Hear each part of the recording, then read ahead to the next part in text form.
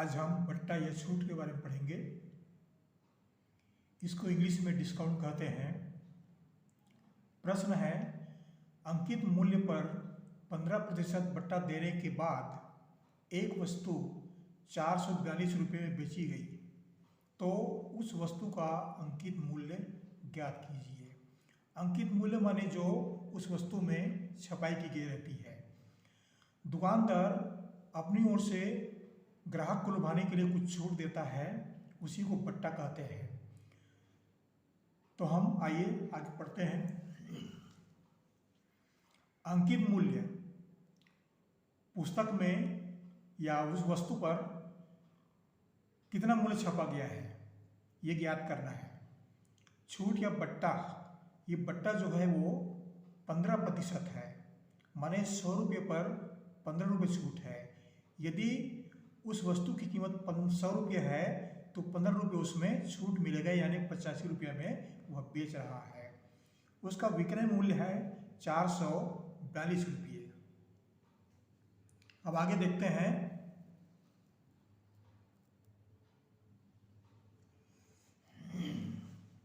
अंकित मूल्य हमको ज्ञात करना है, तो क्या करते हैं,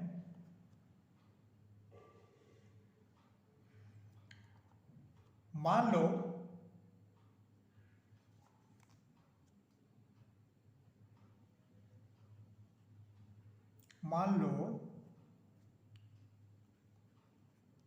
उस वस्तु का अंकित मूल्य जो उसमें छपा हुआ है, वस्तु का अंकित मूल्य, उदाहरण के तौर पर मान लो हम 100 रुपये मांगते हैं,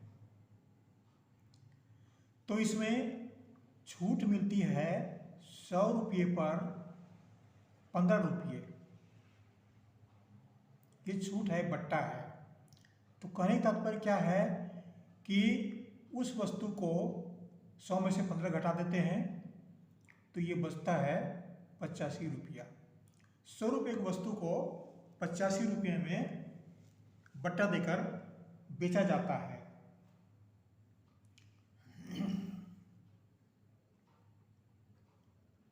सौ रुपये की वस्तु को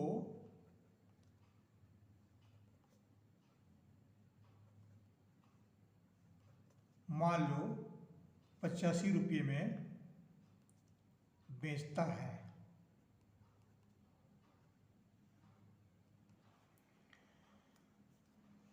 अब आगे क्या करेंगे, इसके लिए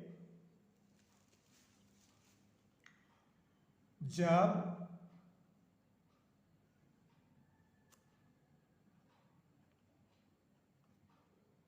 ₹85 में बेची जाती है,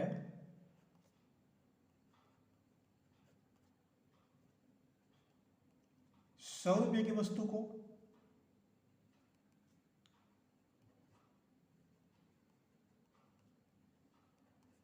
ये अंकित मूल्य है, हमने माना है। तो 1 रुपये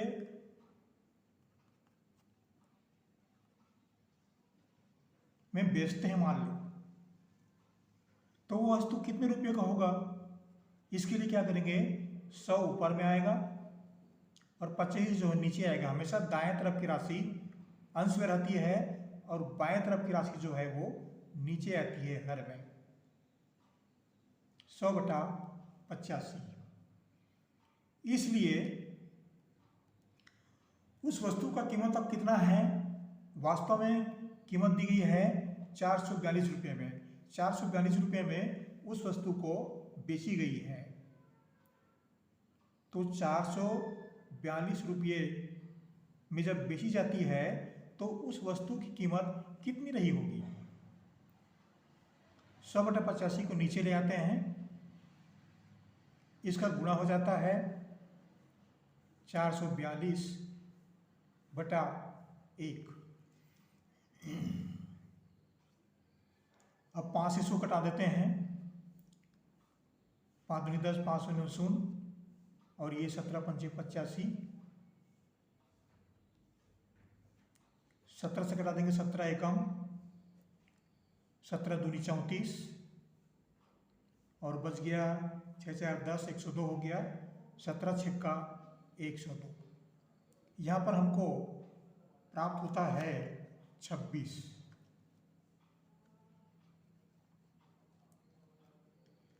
प्राप्त हुआ तो आगे गुणा करते हैं। 26 को 20 से, 20 को 26 से गुणा कर देंगे, दोनों एक ही है। 26 गुणित 20 बराबर 0 का 0, 2 छक्का 12 का 2, हासिल आया 1, 2 दूनी 4 और 1 5 रुपया, 520 रुपया। ये उस वस्तु का अंकित मूल्य होगा, माने उस वस्तु के ऊपर ये छपी हुई रेट है, ये छपी हुई दर है, छपी हुई कीमत है। इस तरह से डिस्काउंट जो है वो ज्ञात की जाती है कि किसी वस्तु में कोई दुकानदार कितना डिस्काउंट दे रहा है और कैसे निकालते हैं डिस्काउंट को या बट्टा को। इस प्रश्न के माध्यम से आप आसानी से समझ सकते हैं।